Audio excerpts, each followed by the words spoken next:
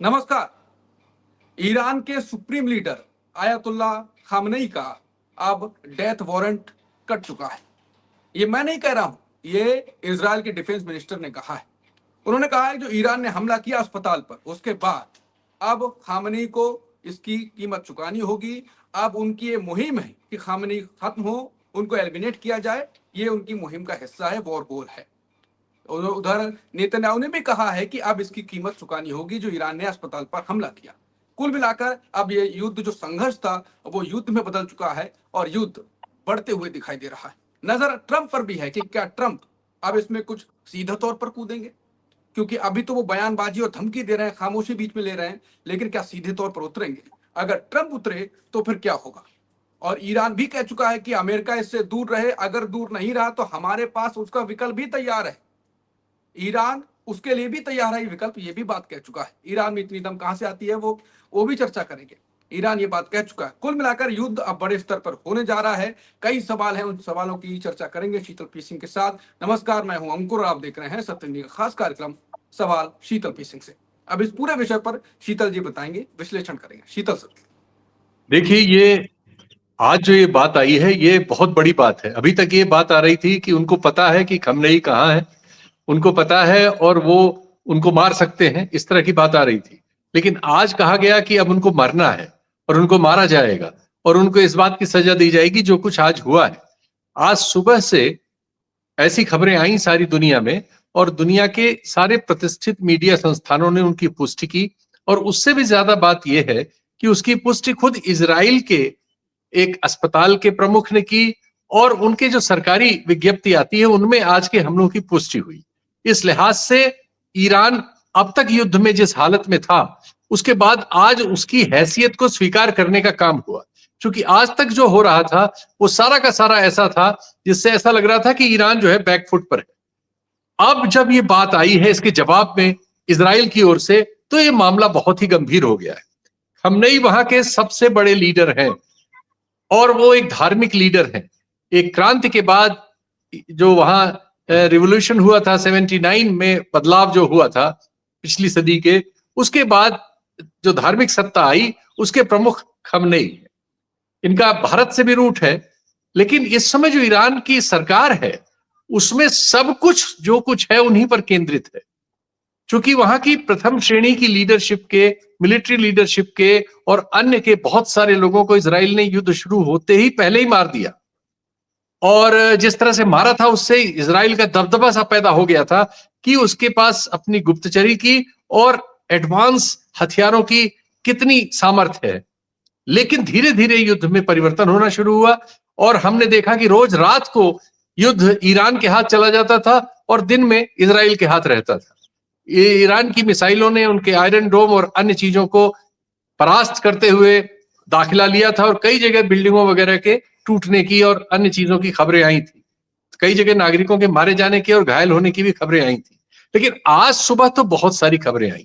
इस पर सारी दुनिया में जो पैरेलल मीडिया है और जो मीडिया है उसमें जो डिटेल्स आए हैं उनका एक कोलाज हमने बनाया है। उस कोलाज को अभी हमारा स्टाफ लगा देगा, तो उसको जरा सा आप देख लीजिए, फिर मैं इसके वृतांत में आता हूं। जरा वो कोलाज लगा दीजिए भाई।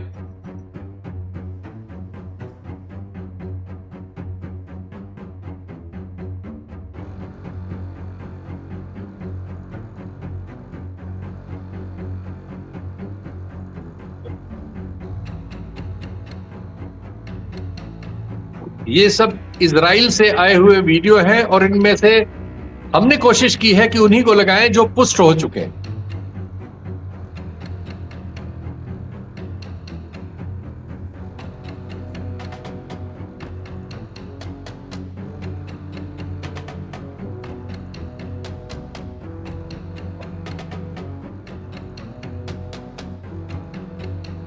जिन शब्दों का इस्तेमाल कर रहा था, तबाही मचा दी है, वो बिल्कुल इसमें दिख रहा है।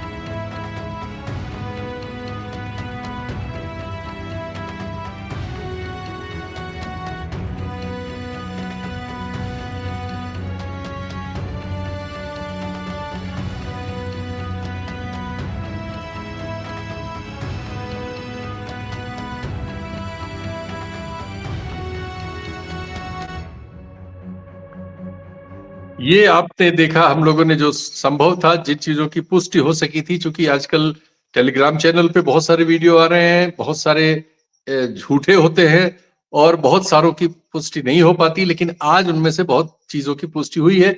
ज्यादातर तो इसमें दृश्य उस अस्पताल के और उसके आसपास के थे, जिसकी चर्चा आज बहुत ज्यादा है। अब हमें देखना होगा कि ईरान में स्ट्रक्चर क्या बचा है। ईरान में ये सही है कि लीडरशिप के एक बड़े सफाए के बाद जो मिलिट्री और पॉलिटिकल लीडरशिप थी, सबसे प्रमुख तो निश्चित तौर पर अयतुल्ला अली खमनेई ही हैं, जो उनके सुप्रीम लीडर हैं। मिलिट्री और सभी एडमिनिस्ट्रेटिव आप कह सकते हैं सिस्टम जो है, उन्हीं को रिपोर्ट कर रहा है।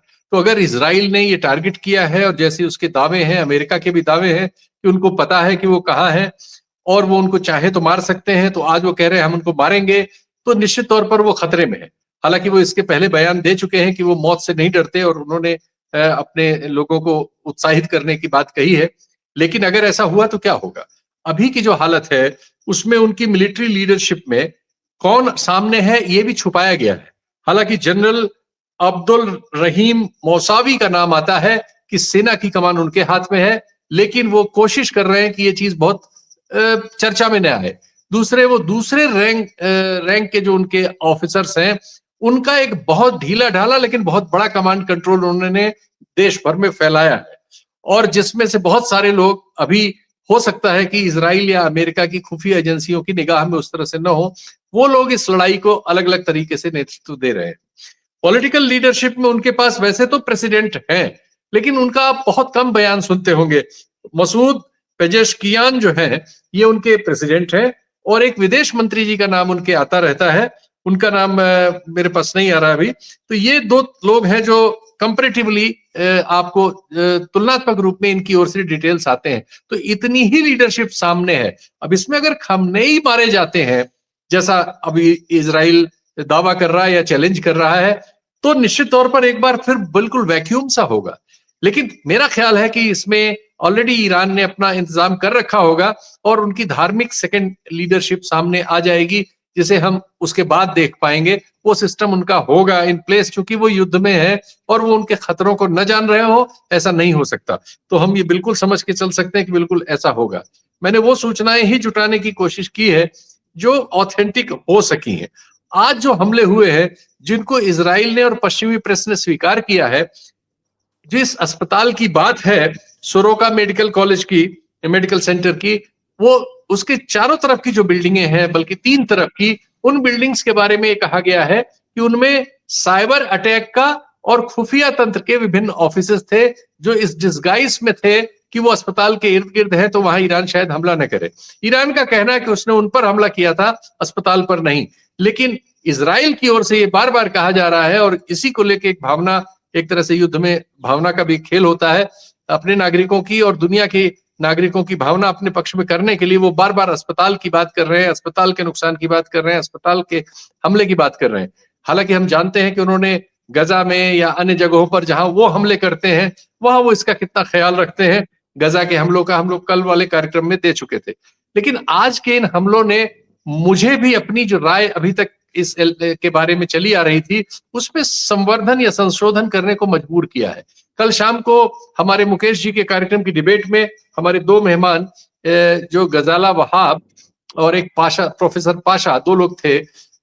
उनकी बात में मैं अपने को उसमें उनके तर्कों में ताकत पा रहा हूं। कल मैं उससे उस तरह से सहमत नहीं था, लेकिन आज सुबह जो कुछ हुआ है, जो कुछ करने में ईरान सफल रहा है, जिसको इजराइल ने पहली बार, उसकी संस्थाओं ने खुल के स्वीकार किया है कि उनके यहाँ ऐसा हुआ, वरना अब तक वो अपनी वही बातें बताते थे जो खुद कर रहे होते थे ईरान में। निश्चित तौर पर उनके पास तकनीक का और अमेरिका के समर्थन से अपर हैंड रहा है, और वहां वो कहते थे कि आसमान पर उनका कब्जा है, तो वो स्थिति थी। लेकिन आज जो कुछ सुबह हुआ और जिन 3-4 घटनाओं का मामला आया आपके सामने, एक तो यही हुआ, ये गावयाम टेक्नोलॉजी पार्क बीर शेबा में है, यहां पर हमला किया था ईरान ने, ऐसा ईरान का कहना है। लेकिन जैसा मैंने बताया, इजराइल की ओर से कहा जा रहा है नहीं, उन्होंने सोरोका मेडिकल सेंटर पर हमला किया। दूसरा हमला उनका था होलोन और रमात गैन नियर तेल अवीव। तो तेल अवीव उनकी राजधानी है, उसके बगल में ही उन्होंने होलोन और रमात में हमला किया। जिसमें बिल्डिंगें वगैरह ध्वस्त हुई हैं और शायद 3 नागरिक के मारे जाने की एक्सेप्टेंस आई है। और एक उन्होंने सदर्न ऑक्युपाइड पैलेस्टीन, फिलिस्तीन का वो हिस्सा जिसे ईरान और दुनिया ये मानती है कि वो फिलिस्तीनी हिस्सा है, लेकिन जिसे इजराइल ने ऑक्युपाई कर रखा है, उस पे उन्होंने हमला किया जहां एक बिल्डिंग धराशायी हो गई। तो ये 3-4 ऐसे मामले थे जिनको ज्यादा तरह कह सकते हैं कि ज्यादा हिस्सों से प्रमाणित करने के चांस मिले, और इनमें से 2 चीजों को तो खुद इजराइल की सरकार के विभिन्न विभागों ने स्वीकार किया। एक और जो घटना आ रही है वो मेरान एयर बेस की है कि एक बड़ा हमला उस पर भी हुआ है, लेकिन अब उसके नतीजे क्या हुए हैं उसके बहुत ऑथेंटिक डिटेल नहीं है, या तो एआई से बनाए हुए या दूसरी तरह के डिटेल्स आए हैं, इसलिए मैं उनका इस कार्यक्रम में समावेश नहीं कर रहा हूं। लेकिन आज ये युद्ध में ये परिवर्तन हो गया है। एक तो सबसे बड़ा परिवर्तन जो अंकुर ने बताया, जहां से बात हमने शुरू की, कि अयतुल्ला खमेनी को मार डालने का फैसला इजराइल सरकार ने कर लिया है और इसकी घोषणा कर दी है। अब हम देखते हैं कि क्या खमेनी अपने को बचाने में सफल होते हैं या वो मारे जाते हैं। ये आने वाले बहुत जल्दी ही अनफोल्ड होगा, चीजें बहुत तेज अनफोल्ड हो रही हैं। अमेरिका के रोल के बारे में चूंकि हम एक छोटा ही कार्यक्रम करते हैं, आज उस पर बात नहीं करेंगे, लेकिन हम उसके लिए भी देख रहे हैं कि अमेरिका, हमारे कई कार्यक्रम कई डिबेट्स में वो चीजें आ चुकी हैं, तो उसमें नई बात नहीं है।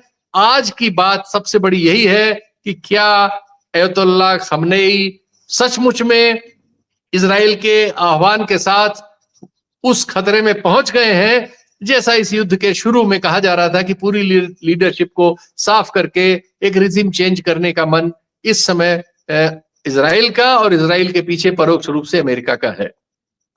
बिल्कुल, कार्यक्रम का समय खत्म हो गया है तो अब चर्चा नहीं करेंगे। कुल मिलाकर बात वही है कि जंग की रफ्तार तेज हो चुकी है।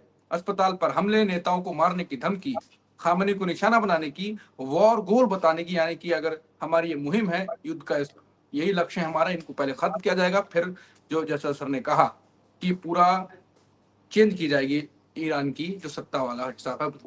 कुल मिलाकर ऐसे ही सवाल तो कई हैं, ट्रंप उतरेंगे, ट्रंप नहीं उतरेंगे, ईरान कितना आगे बढ़ेगा, कितना पीछे हटेगा, झुकेगा नहीं झुकेगा, सवाल तो कई हैं, जवाब अभी हमारे पास नहीं है। जवाब जब आएंगे तब भी आपके साथ कार्यक्रम करेंगे। अभी भी ये जंग की रफ्तार बढ़ रही है तो शो और भी होंगे, कल भी एक नए मुद्दे के साथ आपके सामने आएंगे। लेकिन तब तक के लिए आपको बता दें कि अगर आपने हमें सब्सक्राइब नहीं किया है सत्य हिंदी को, तो आप सब्सक्राइब कर लीजिए। किया है तो और अच्छी बात है, और लोगों को बताइए कि वो सब्सक्राइब करें, उनको चर्चा बताइए कि किस प्रकार की चर्चा होती है। और सत्य हिंदी का ऐप भी आ चुका है, उसे भी डाउनलोड करें, वीडियो देखें, खबर को पढ़ें और खबर का विश्लेषण पढ़ें। जो वीडियो में नहीं आता है वो टेक्स्ट में होता है। कुल मिलाकर सत्य हिंदी के सब्सक्राइब करें और ऐप डाउनलोड करें। नमस्कार।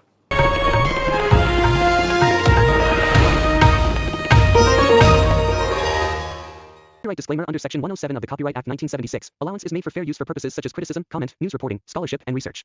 Fair use is a use permitted by copyright statute that might otherwise be infringing.